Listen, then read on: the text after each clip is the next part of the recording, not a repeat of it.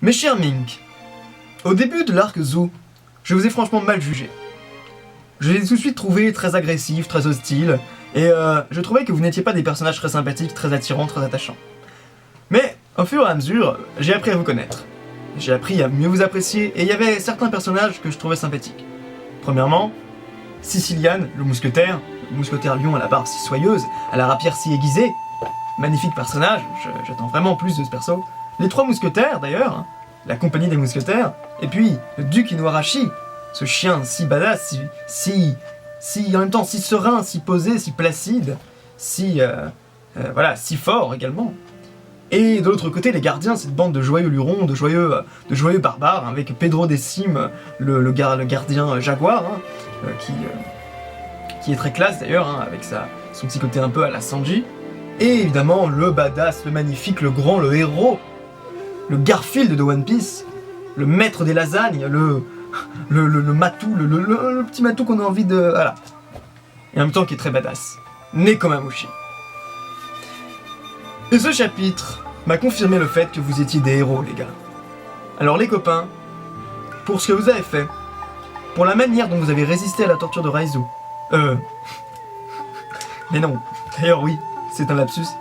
Pour la manière dont vous avez résisté à la torture de Jack et de ses hommes, pour la manière dont vous avez été fidèle à la relation qui vous tenait entre le clan Kugetsu et vous, peuple Mink, pour la façon dont vous avez caché et protégé le personnage de Raizu jusqu'à présent, je vous dis merci les amis, parce que vous m'avez fait changer d'avis sur vous.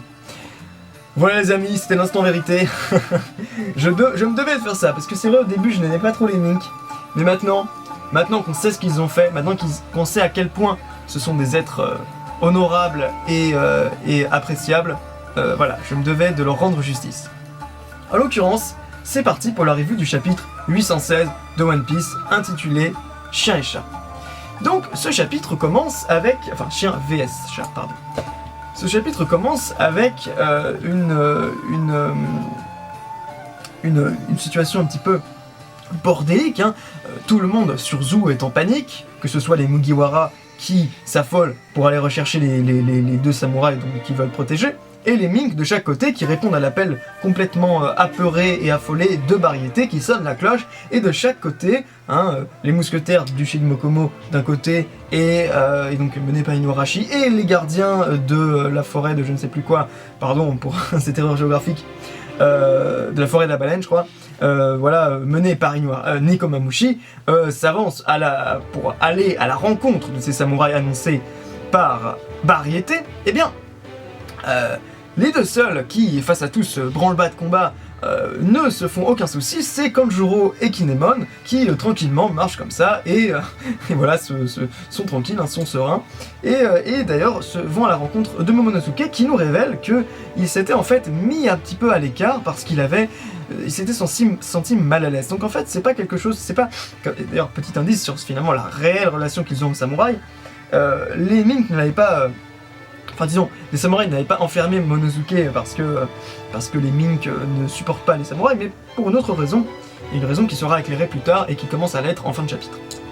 Donc on a également donc ensuite, on voit les Mugiwara qui s'affolent, qui veulent à tout prix rejoindre les samouraïs et les cacher avant qu'ils ne se fassent choper par les deux armées de Mink. Et assez amusant d'ailleurs le fait que c'est Nami qui ne se rappelle pas du prénom de Kanjuro, donc ça je trouve ça hilarant, parce que c'est vrai Kanjuro ça fait tellement longtemps qu'ils l'ont pas vu, en plus Kanjuro c'est pas comme Kinemon il est là depuis Punk Hazard, donc bon il y a matière à connaître quand même un peu plus. Mais voilà, donc on a des petits détails assez amusants, également Franky qui a adopté le style de la baleine, sa coiffure, je trouve ça hilarant. C'est un vrai artiste quand même, Franky, quand même, hein, faut le dire.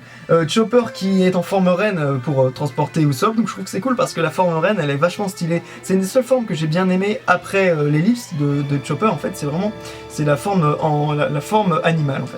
Bon, ensuite on voit les gardiens, menés par Nekomamushi, le grand, Neko le grand, je l'appellerais, et Inuarashi, donc qui mène les mousquetaires, chevauchant son magnifique sanglier, crocodile, hippopotame, rhinocéros. Donc voilà, les deux armées se dirigent complètement l'une vers l'autre, et Pedro Décime, hein, qui mérite son titre définitivement, puisqu'il est tout le temps perché en haut à faire la vigie, eh bien le Mink Jaguar aperçoit Inuarashi, et malheureusement il n'arrive pas à les contenir, et les deux se confrontent. Et là je trouve qu'on gagnerait à en savoir un peu plus sur les deux, comment dire, la relation entre les deux, entre le chien et le chat, parce que, rappelez-vous, avant on nous a dit qu'ils étaient amis, avant on nous a dit qu'ils étaient pirates et qu'ils avaient vogué sur les mers, voilà, qu'ils étaient vraiment les meilleurs amis du monde. Et là maintenant, la façon dont ils se comportent l'un envers l'autre, je trouve que c'est très bizarre, parce qu'il ne s'agit pas non plus, il ne suffit pas de dire que c'est un chat et un chien, je veux dire,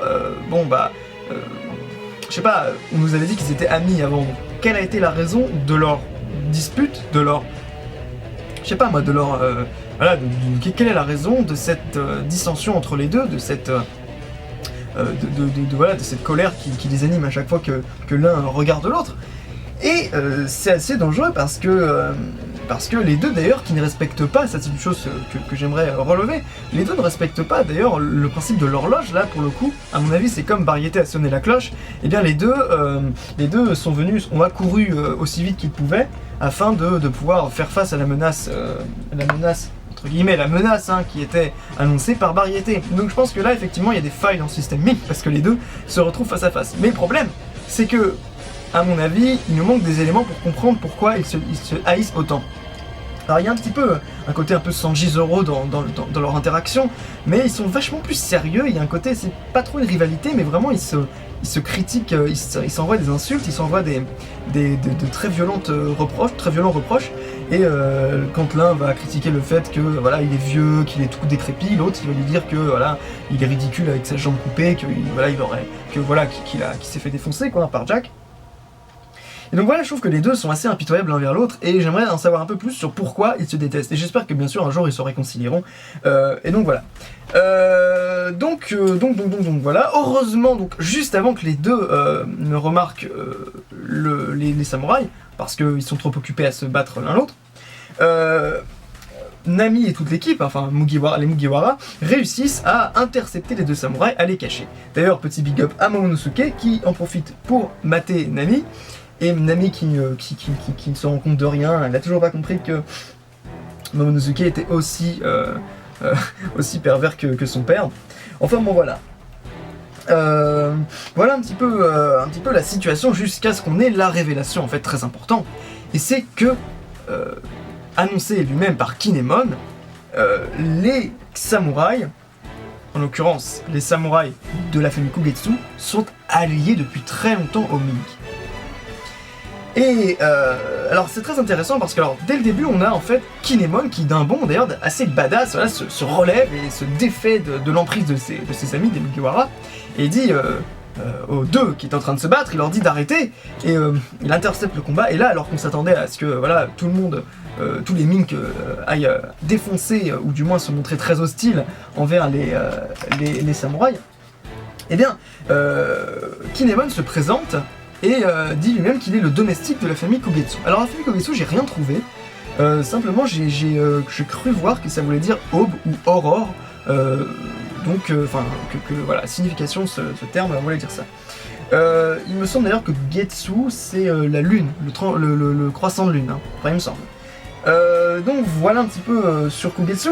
Il y avait une petite erreur de traduction d'ailleurs en ce qui concerne Kinemon quand il dit voilà je viens du pays de Zu. Non, c'est pas ça. En fait, c'est une erreur de traduction. Ce qui était dit, c'est vous, peuple de Zu, je m'adresse à vous et je suis Kinemon, blablabla, voilà. Ce qui fait beaucoup de sens parce qu'effectivement, les samouraïs ne viennent pas de Zu, c'est le pays des Mink. Donc, Kinemon semble être lié d'une certaine manière aux Mink et plus précisément une famille de Wano liée aux Mink.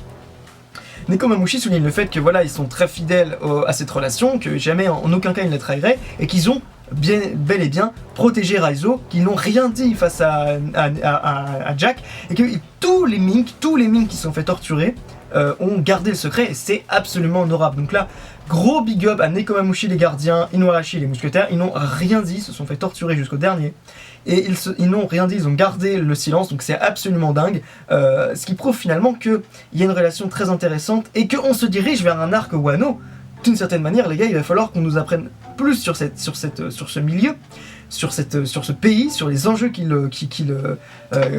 détient, et sur évidemment les conflits politiques qu'il peut y avoir à Wano, parce que le fait que Momonosuke soit si important que ça, et qu'il avait d'ailleurs dit une fois qu'il serait le shogun, quand Luffy avait dit qu'il serait le roi des pirates, et bien Momonosuke avait rétorqué que lui il deviendrait le shogun c'est-à-dire le dictateur militaire en fait de l'ensemble du Japon.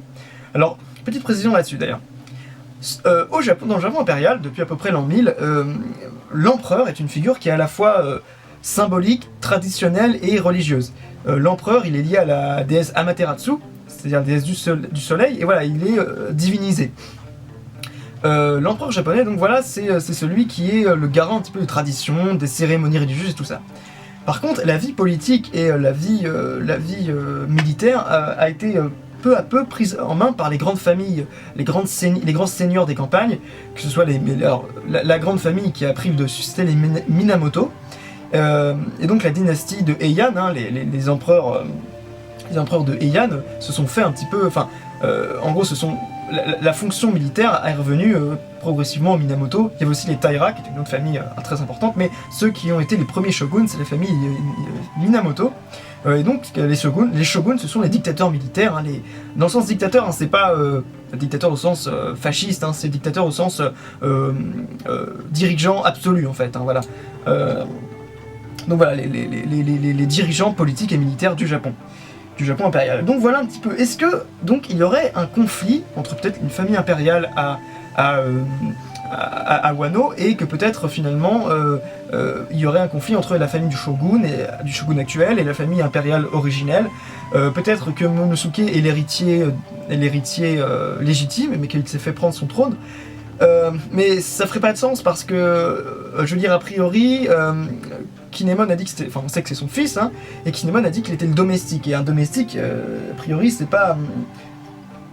Enfin, je veux dire, je sais pas, ça ne peut pas être l'héritier légitime. Surtout qu'en plus, si la famille Kugetsu est celle qui, justement, a été spoliée de son trône, Kinemon est juste, dans ce cas-là, un agent de la famille, en fait. Hein. Il est un agent de la famille, il est un officier de la famille, quoi. Un domestique.